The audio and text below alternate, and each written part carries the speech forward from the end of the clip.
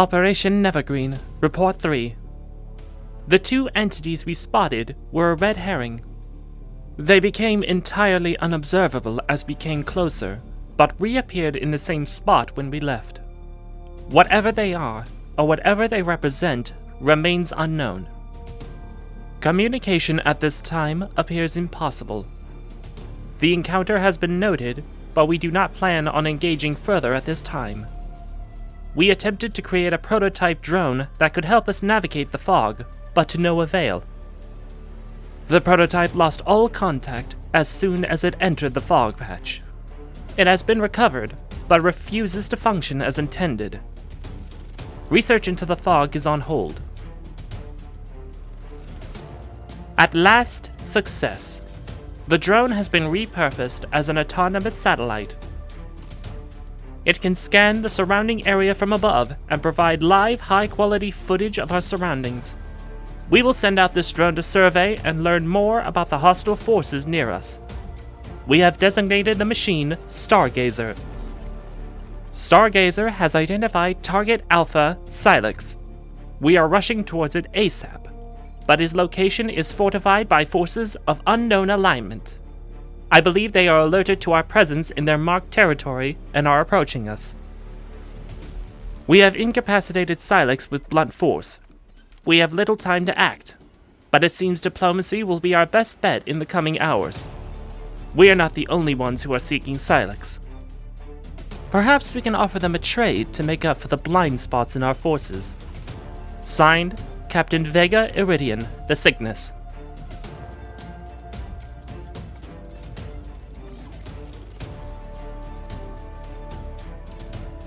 Two days had passed, in which Buddy and his trusty scout, Patchy Snazzybottom, had led the militiamen further into the forest. The elven foreman did not really have a plan. He hoped to find something that would help him in his expedition with surviving in this strange new realm. But so far, he found only more forest. On the third day of the expedition, 2 days after the disastrous first day that had seen the militia defeated in battle, and 1 day after, they had found the strange shrine. The forest had been foreboding to the elves. From behind every branch, his men had feared more opponents could spew forth and ambush them. Worse, perhaps the mysterious fog might have returned to haunt them once more. However, no such thing had happened. In fact, the forest seemed devoid of any living thing save for the vegetation. No animals could be seen, and the forest was still. The trees were not moving for a lack of wind, and no birds could be heard. After a day's march, the expedition had made camp for the night on the third day. On the fourth day, the mood had changed. While the loss of their comrades was still felt by the marching elves, the forest seemed different now. More and more, Buddy felt at home marching through the forest and exploring it with no clear goal. The foreman could tell that his forces must have felt the same, because they seemed more at ease. Perhaps they were just falling back into the comfort of routine, or perhaps it was the fact that they were venturing further and leaving the willow and the battlefield behind. But it seemed like the troops were more relaxed in the forest, even treating it with a certain reverence. However, when consulting his scout as to their route, Buddy could not help but think that Patchy was hiding something from him. The elf was oddly set on a certain direction, but when asked, he just mumbled something about hunches and feelings. The scout had not steered Buddy wrong so far, but this was strange. As the march of the fourth day was coming to an end, Buddy got his answer to the question of where they were going. Once again, the expedition broke from the tree line and entered a clearing, but unlike the rest of the forest, this clearing was filled with what seemed to be scores of wildlife of different species. Before the expedition could question this, they were surrounded, swept up, and transported further inwards by the creatures. The procession was led by Patchy Snazzybottom riding on his trusty reindeer, while the other elves were seated on a variety of wild animals. Buddy himself sat on the back of an elk, and looking back, he could see his men seated on goats, ponies, cattle, even a wild boar, and a surprisingly tame wolf carrying a fearful elf. The sled dogs of the expedition mingled with the animals, and the whole procession arrived at a lone tree.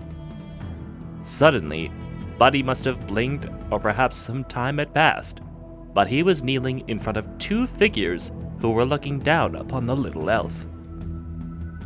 Lifting his head, the two figures appeared to be women wearing green dresses and with their faces covered in eyeless wooden masks. After a moment, the elven foreman realized the two women were nearly identical. The height and figure, the green dress, the hair, and even the posture were the same. Only the masks were different. One mask showed a kind and smiling visage, while the other mask was contorted as if both tearfully sobbing and letting out a menacing scream. Buddy was shaken. He had searched for something that might help him in this world. Could these women be it? He wondered. Then the woman with the cheerful mask spoke to him with a kind voice. "Welcome, traveler. We know you have marched for a long time. The Force speaks to us, and it has told us of your hardship. You and your kind may rest here, and we also offer a boon to one of you." Then the woman with the terrible mask continued, at this in a rough and fierce manner. "The boon of the forest will make one of you unable to be truly slain, whether by spear or gun, or by that heinous device that's devastated the forest and poisoned the air, which one of your foes had recently unleashed. The champion of the forest will always return to the fight. You, with the rank of foreman, already have a similar boon. But say, which one of your warriors will you choose to receive our boon?" With both women seemingly looking at him, even through their solid mask, Buddy's mind began racing. This was what he had hoped for, was it not? He wanted to save his expedition, and now he could guarantee the life of one of them. But could he trust these beings before him? He had no idea who these women were, or if they were even women at all. But in the end, the foreman's practical sense from decades as a master artisan won out. An undying soldier could be a valuable asset to his troops. But who should it be? As Buddy looked over his militiamen, it did not take him long to reach a decision. His scout, Patchy Snazzybottom, and his trusty flying reindeer had proved themselves invaluable to the expedition. Not only had they scouted ahead, but Patchy had also deployed the chimney which allowed the survivors of the first battle to flee from certain death. He needed this elf and his steed if he wanted the expedition to get out of here. Even more, Patchy seemed practically drawn to these beings that hosted them. He had brought them here on an apparent hunch, seeming like an elf possessed at times, while insisting that the expedition should follow his lead.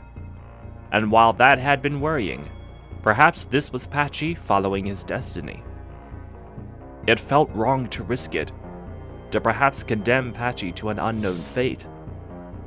But the choice also felt right to Buddy. No one was more deserving of this boon and more eager to receive it. Buddy stuttered out Patchy's name, as if asking carefully, but the scout proudly led his reindeer forward, proclaiming that, "I will gladly accept this boon if you choose me, foreman, and if you will find me worthy, ladies of the forest." Finding his voice, Buddy nodded and confirmed his choice of Patchy. Upon making his choice, Buddy's vision went blurry. He could see both women gesturing towards Patchy and his reindeer. His world was spinning, and for a moment he could see two pairs of mount and rider before him. Then, shockingly, The elven foreman was suddenly looking at a copy of himself with a kind expression. A thought came to Buddy. After all we've been through recently, I am sure I do not look like that. Before the expedition leader could get a second look at himself, it was over. Patchy was once again there, but just one of them and looking normal. The two women were gone, and the clearing was empty. Buddy watched his elves make camp for the night, noting that morale had improved. The members of his expedition were exhausted, of course, but that was normal after the day's march.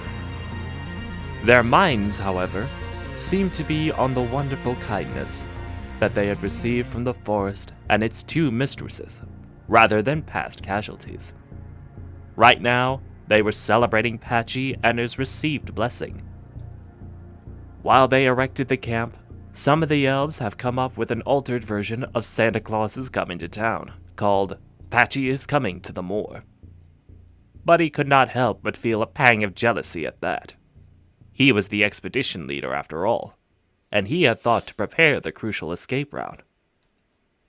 Still, he had messed up, so Buddy deserved the scorn of his troops, but he reckoned.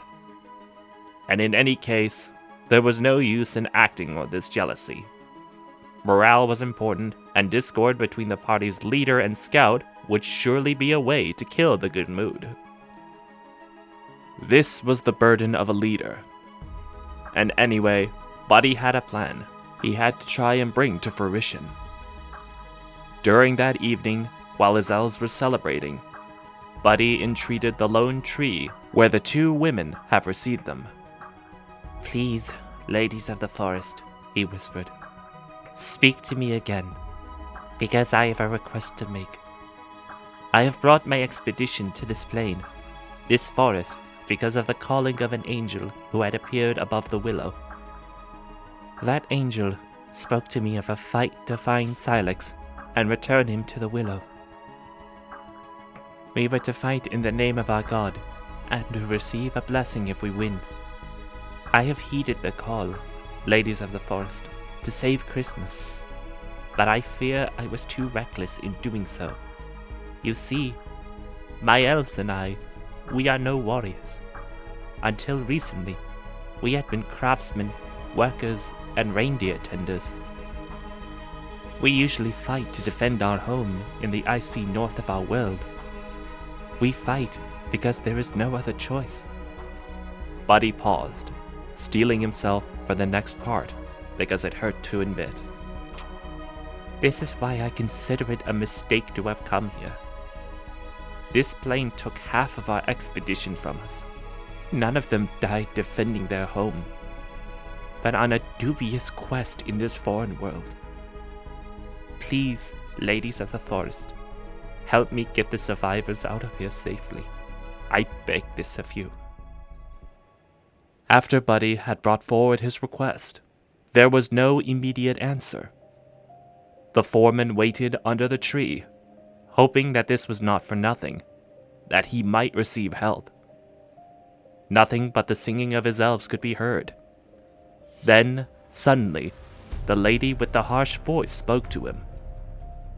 Although Buddy could not spot her while hastily looking around. Little elf, what a despicable little thing you are. Too pathetic to see your mission through, are you truly? Do you want the death of your comrades to be for naught?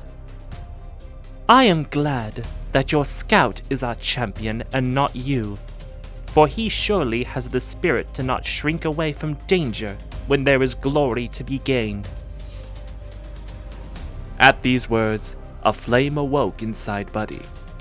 He wanted to answer with spite, but he could still not see the woman with the terrible mask anywhere. Then the kind lady spoke instead. Sister, I am sure this elf is going to find his courage. In fact, I very much know that he is going to make the right choice. But he could use our help. You, Foreman, you wish to go back to the Willow to lead this worm, correct?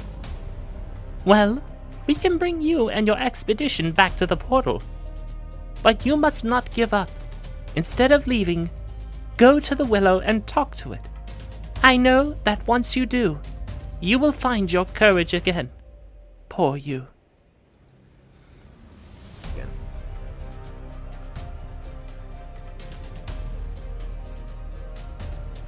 Norio and the group had been walking for some time, though none could say how long.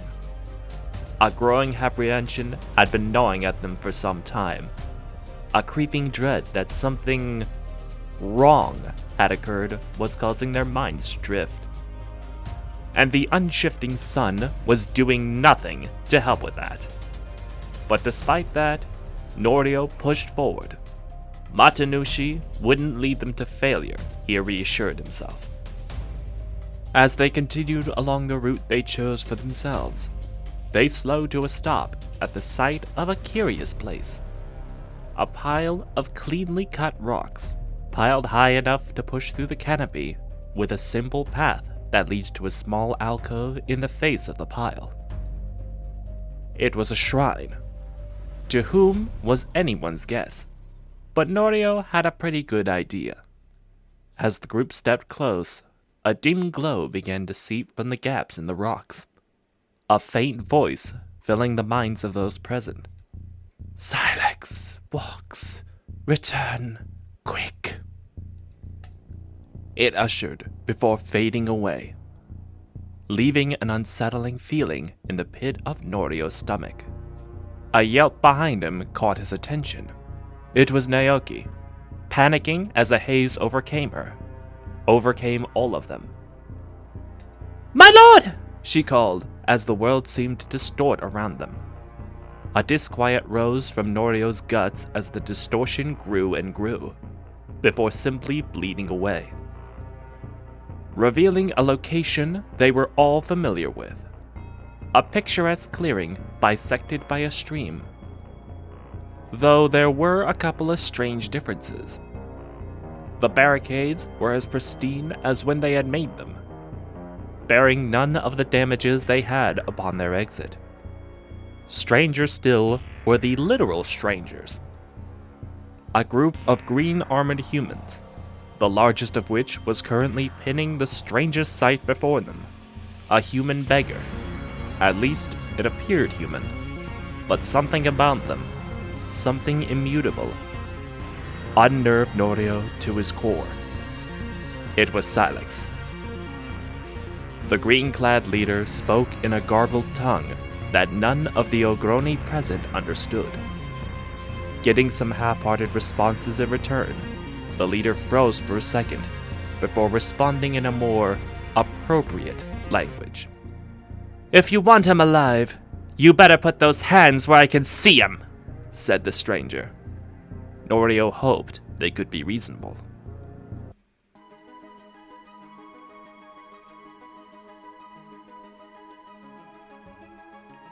After some hours of hard marching, King Charles XII felt that he could take a moment and gauge the state of the army.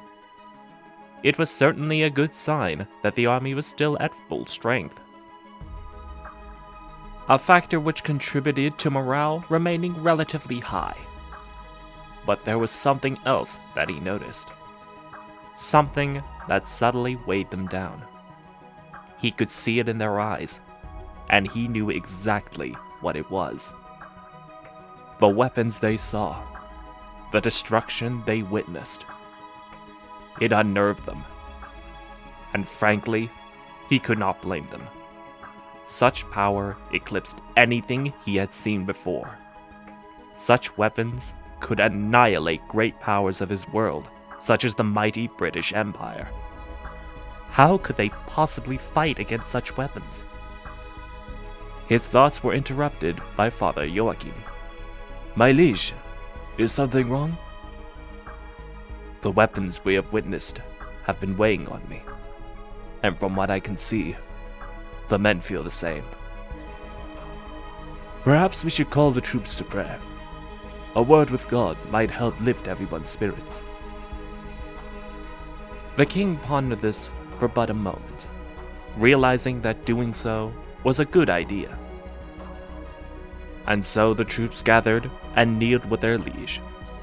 Father Joachim led the service, but each of them silently made their own appeals to the Lord. The king, in particular, felt heavy with burden as he spoke. O merciful Lord,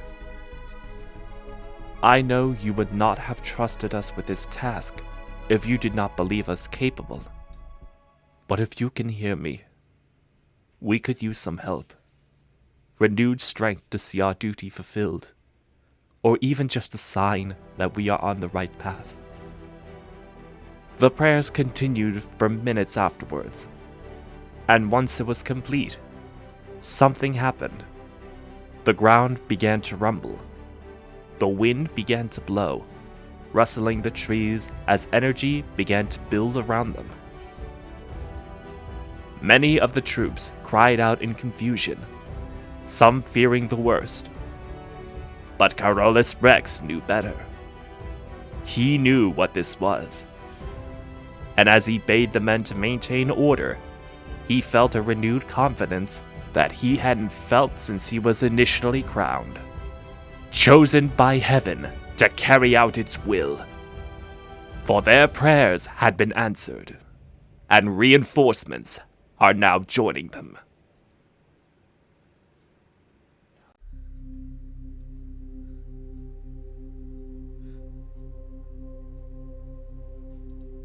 Yesterday was a disgrace. Not only had she wasted the silo granted by her liege, she had also embarrassed herself in front of the Carolean king. To have failed the Crimson King after doing so would result in a permanent plunge into the Black Seas. To that end, she had sped towards the willow, seeking some insight. She felt the forest pull on her. It had for a while now. Beasts once unseen had stalked the trees, and the silence was filled by birdsong. It was pleasant, soothing what remained of her rage into melancholy contemplation. The skull which we had retrieved on the first day, which sat on a console at her side, had grown strange and began eating the light around it, including her own. The edge which had once drawn her blood now shone like the event horizon of a singularity. She missed watching black holes tumble through the void. In fact, she missed many of the comforts her palace on Selene offered. When she had sighted a great reinforced wall amidst the trees, she was somewhat taken aback.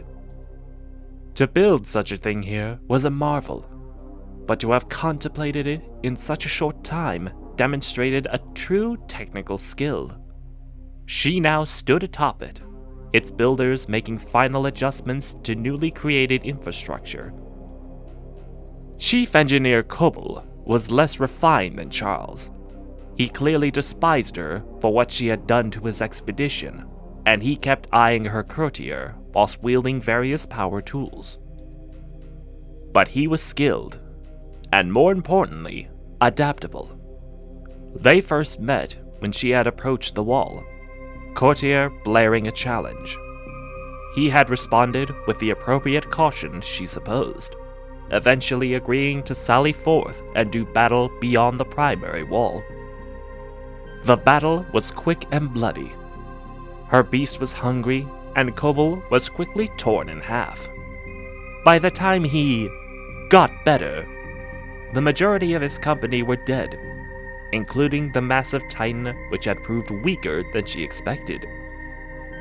Her beast was not unharmed, however, having had its legs torn off by an armored construction vehicle. It mattered not. That could be repaired easily, given enough time. She would have killed him again, but her intuition told her he could provide something of value. He had proved her right, demonstrating an advanced understanding of rift manipulation. They spoke for a while on the nature of rift travel, and he claimed that with enough energy, anything was possible. His men had worked through the night to construct colossal transmitters and relays, whilst her beast dragged the dead giant to the center of their fort and began to consume it. she stood now in front of a control panel, her beast connected to the new machines in front of her. As the sun rose, she rested a hand on the oversized red button in front of her. This forest was hostile by its nature. Malevolent fogs, accursed temples, wandering gods, and all the horrors beyond the sea, summoned by that damn tree, filled every available space. She missed the lunar surface of Ursuline. But as she pressed the button, she knew she would not miss it for much longer.